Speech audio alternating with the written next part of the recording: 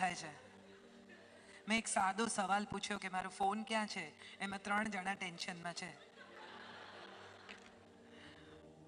આપણા બધાનો સ્ટ્રેસ જ આ છે. એટલે આનું જ મેનેજમેન્ટ કરવાનું છે. નહીં મળે મેક્સિમમ, એનાથી વધારે શું થશે? અને હું તો ફોનથી છૂટવા જ માંગુ છું, રાખતી જ નથી. એટલે મારો ફોન તો એકતા પાસે જ હોય છે. આ તો વળી આજે કવિતા વાંચી છે એમ વિચારીને હું અહીંયા લઈ આવી. તો જે વાત મારે તમને કરવી છે કે નાનું બાળક, તમે જુઓ 5-6 વર્ષનું બાળક પણ હવે એવું કહે છે કે મને બહુ ટેન્શન છે એક્ઝામનું, અને મા બાપ એના માથે એક્ઝામનું ટેન્શન થોપે. તારી એક્ઝામ છે, વાંચી લે, રીડ કરી લે. હવે તો આવું કોઈ ગુજરાતી ચાલે છે, હું તમને ટોક કરીને કહીશ. એટલે આ કઈ ભાષા છે? તું રીડ કરી લે, ગો ટુ બેડ થઈ જા. આવી એક ભાષા હું હમણાં બહુ સાંભળું છું. યુએસમાં પણ બહુ સાંભળું છું, અહીંયા પણ બહુ સાંભળું છું. બહુ ઇન્ટરેસ્ટિંગ ભાષા છે. અને it's like having basundi with Mexican. So you don't realise what are you eating. But the fun part of the story is કે તમારા બાળકો આ દેશમાં જન્મે છે. નવી પેઢી ઘણી હું જોઈ રહી છું, એટલા માટે કહું છું કે જે બાળકો અહીંયા જન્મ્યા, યુએસમાં તો બહુ જુદા પ્રકારની માનસિકતા છે કે હવે 3જી પેઢી યુએસમાં છે. પણ જે બાળકો અહીંયા જન્મ્યા એમને ગુજરાતી બોલાવવાનો માતા પિતા આગ્રહ કરે છે. કરવો પણ જોઈએ પાર્ટલી, પણ સાથે સાથે આપણે એવું પણ બહુ સહજતાથી હવે સ્વીકારી લેવાની જરૂર છે કે એ બાળકોનો દેશ ઓસ્ટ્રેલિયા છે. એમને માટે ભારત એમના માતા પિતાનું, એમના દાદા દાદીનું વતન છે. એમને માટે ભારત એમનું વતન નથી, એ ઓસ્ટ્રેલિયન બાળકો છે. અને એ એમ જ મોટા થશે, એ આ દેશની પ્રણાલી અને આ દેશની સિસ્ટમનો હિસ્સો બનશે. શું ગુજરાતી બોલી શકે તો એનો આનંદ છે, પણ સપોઝ ન બોલી શકે અને સમજે તો એ બહુ છે. મને અંગત રીતે એવું લાગે છે કે કશું પણ ઠોકી બેસાડવાથી કોઈને આવડી જશે એવું ધારી લેવાની જરૂર નથી.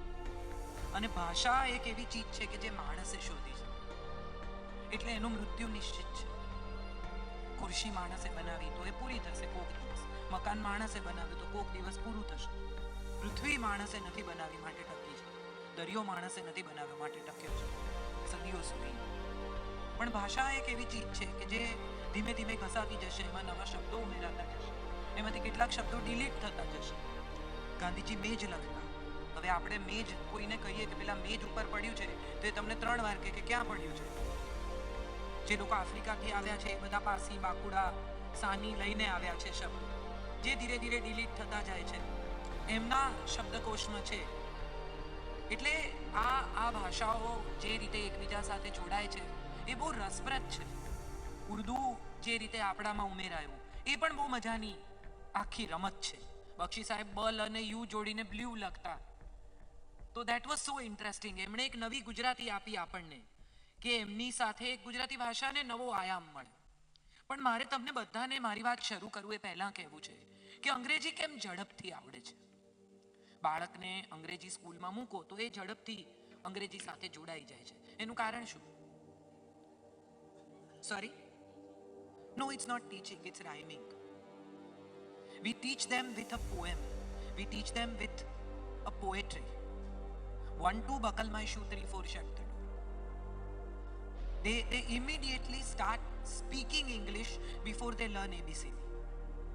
આપણી ભાષામાં સુંદર જોડકણા હતા જે આપણે બધા ભૂલી ગયા.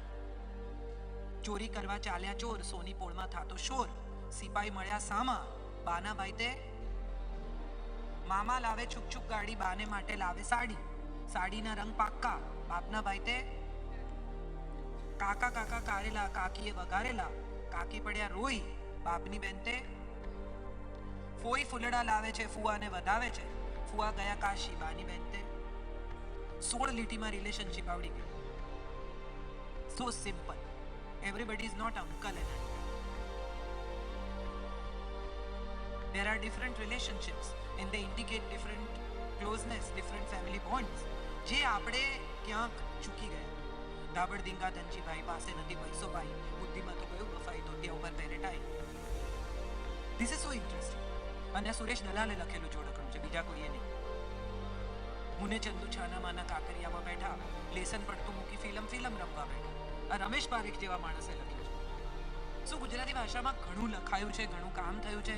પ્રોબ્લેમ એ છે કે આપણે ત્યાં સુધી પહોંચી શકતા નથી, પહોંચવા માંગતા નથી, અને આપણા બાળકોને જે ગુજરાતી શીખવીએ છીએ ને એટલી અઘરી અને બોજ જેવી ગુજરાતી છે કે એમને શીખવી નથી.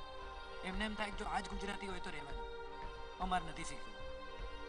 એટલે પહેલા તો કોઈ પણ ભાષા ફન હોવી જોઈએ, આવું મને લાગે છે. કોઈ પણ રિલેશનશિપ પણ ફન હોવી જોઈએ.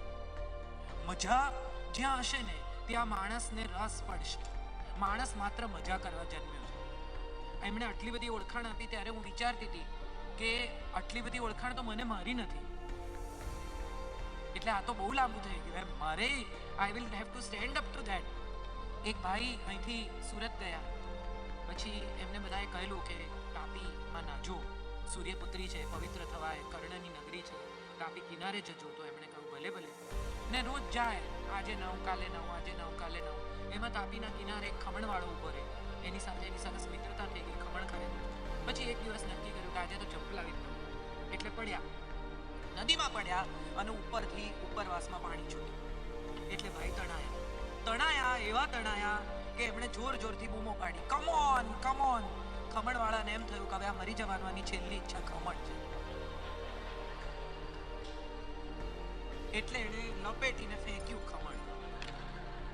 પેલાએ ખમણ ફેંક્યું એટલે આણે કહ્યું નો નો, સેવ સેવ.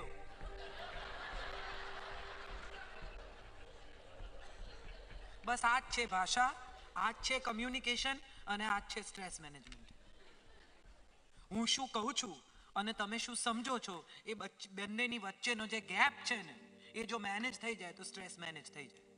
આમાં કાંઈ કરવાનું નથી. મોટા ભાગના લોકોની મજા શું છે? સારા શ્રોતા નથી. દરેકને વક્તા થવું છે, દરેકને બોલવું છે, અને જેને બોલવું છે એને સાંભળવું નથી. એટલે જેને નથી સાંભળવું એને સ્ટ્રેસ મેનેજમેન્ટના પ્રશ્નો બહુ થાય છે. કારણ કે એને સાંભળવું નથી, એને તો માત્ર સૂચના આપવી છે. તમે જુઓ તમારા સંવાદ, પતિ પત્નીના સંવાદ આજકાલ કેવા હોય? જમવાના છો? નથી જમવાના? કેટલા વાગે આવવાના છો? ક્યાં પહોંચ્યા? આજ હે હાઉ આર યુ? અરે ભાઈ હવારે તો છૂટા પડ્યા. I am good. Every hour my mood, my emotion, my everything doesn't change. I am not like weather ફોરકાસ્ટની જેમ પતિ પત્ની એકબીજાને હે હાઉ આર યુ, અચ્છા લિસન. એટલે hey how are you don't need to do that to someone. અને મજાની વાત શું છે તો કે તમારી બાજુવાળા વિમાનમાં જે બેઠા હોય એની સાથે તમે કેટલા courteous છો. આઈ એમ સો સોરી. અને ઘરમાં જો સવારે 5 વાગે, 6 વાગે, 7 વાગે જોબ પર જવાનું હોય અને 6:30 પતિ વાલ કરવા આવે તો પત્ની પૂછે આ ટાઈમ છે વાલ કરવાનો? હટ. એટલે ઘડિયાળ જોઈને પ્રેમ કરવાનો. તો તમે એક લિસ્ટ લગાવી દો કે જો 6 થી 6:30 વાલ કરવાનું, 7 થી 8:30 કરવાનું, બસ. આ સિવાય મગજમારી નહીં. આપણે બધા ઉમળકો નામનો શબ્દ ભૂલી ગયા છે.